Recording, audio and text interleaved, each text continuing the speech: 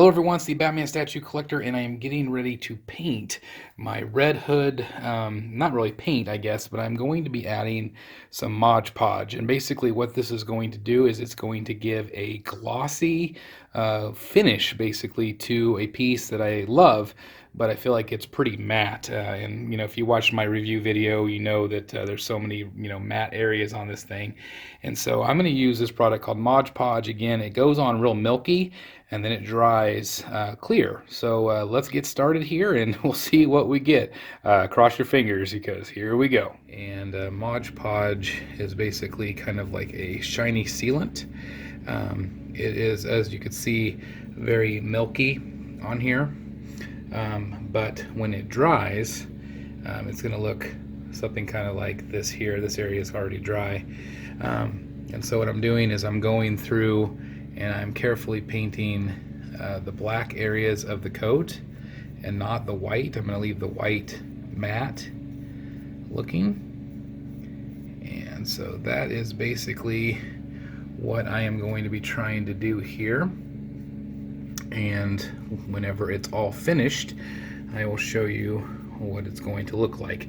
But again, when it goes on, it's very milky, but I do want the jacket to have a shine to it like real leather would. And again, I'm just using decoupage. Alright guys, so here is a little update here. You can clearly see that I've done this side of the jacket. This is again Mod Podge, and this is the side that is not shiny yet. I already think it looks so much better. It actually, the shininess makes this area darker. So it separates some of that matte, that blandness that's in the middle. And I think it looks really good. So I'm also going to be adding a little bit of paint here. Well, again, not paint, but again, Mod Podge here, just to give it a nice sheen, kind of like it was in some of the promotional photos. Again, I'm sorry for my jerkiness here, but I am painting and holding the camera at the same time. Again, this does go on kind of a milky white color, but does completely dry clear. It also helps you work a little bit, or it lets you know where you've already gone over, which I think is cool. But again, I'm going to keep painting this area here, and whenever I'm all done, I will show you what it's going to look like. All right, so I'm also kind of touching up some of these silver areas here. I want to make sure that all of those are nice and shiny. Again, with the buckle area here as well, I want to make sure that all of those really pop and stand out. Where again, they were painted silver, but they are, there is just a little bit of a matteness to them. So I do want them to shine and shimmer on all of the areas where you see silver. So I am just putting a little dab of shine there just to give it a little bit of a pop. Again, I really want it to look good there. And so, just anywhere where there's some silver areas, I'm going to just put a little tiny bit of sheen on those areas just so they pop. I'm also going to put a little bit here on the silver areas of the weaponry here on his belt. And there's also some silver down here that I'm going to give it a nice shine. Again, I apologize for my shakiness here with the camera, but I do want to show you guys how I'm doing this in case you decide to be brave and try this on here as well. I also added a little bit of touches on all of these little silver areas here. Again, just to hopefully give it a little bit of a pop against that matteness of his shirt. So we're going to continue to paint. Let's see what we get. Again, I want to show you what it looks like.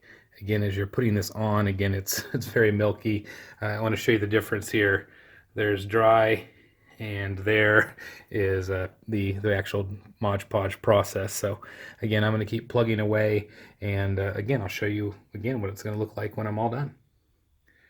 Painting the back side of the jacket also, just so you guys can see what it looks like with it all wet. All right, I am also going to shine up the top of this area here, just because this is part of the leather jacket as well. And so I thought, since I'm not going to do the hood, I thought that this would also be a nice area to shine up as well. So I'm going to continue to do this area, and there's also a area right here of black along the bottom of the actual hood that I'm going to shine up as well.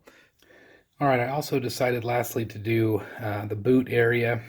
All of this area was very, and it doesn't look that way on camera, but to the naked eye, these colors all blended in together. And so I thought, well, maybe if I added a little bit of shine to the boot and still left this area here very, dry and dirty and crusty looking, I thought maybe that would still separate it out by still having shiny boots. And if you look over here at the Arkham Knight, he has incredibly shiny boots. And so I thought, even though he is very, dusty looking as well, I thought the boots should match. And so I have done the boot area, and we'll let that dry, and hopefully it'll look real good and separate that out, and then also match up here with the shininess of the jacket. So, all right, guys, here we go. Here is the finished product. I wanted to kind of, again, take you through some of the areas that I updated and added. So I updated, of course, the jacket. It does appear a little shinier on camera than it is in real life. I also, again, did all of these little silver areas here, that little chainmail area underneath the mask, the areas here along the back. I did do the logo. Because again, it was like that in the promo picture, so I went ahead and did that, and I think it's nice. I was going to do the hood, and again, I had a friend that did the hood, but I feel like, again, this is supposed to be cloth, and so a cloth wouldn't necessarily be shiny, and I do think it breaks up pretty nicely between the shine here, and then the matte here. I think it looks pretty good. Again, the jacket itself, I think overall it definitely looks darker, and so I think it definitely breaks it up. To me, again, it looks kind of like he's been out in the rain, and I really think it looks just so much better. I also did, of course, highlight some of the buckles and things like that. It's not really all that noticeable, but if it catches the light, some of the elements on the gun I did. I just think it's going to look better overall.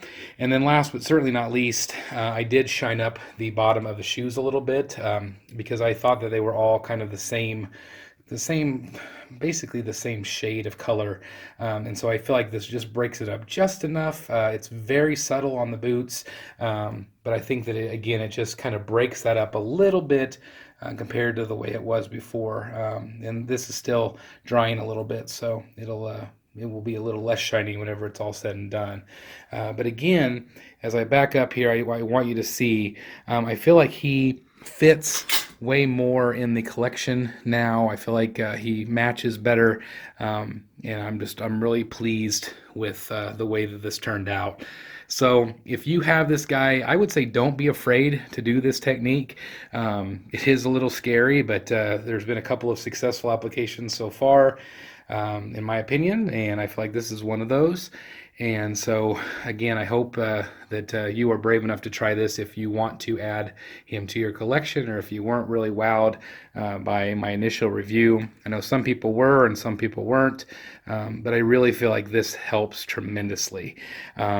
So again, this is the first time I've ever really done something like this, and so I've never used that Mod Podge before, so this was definitely new for me, but I do feel like overall it makes the statue look a lot better, and definitely breaks up that matte that we saw from the original review.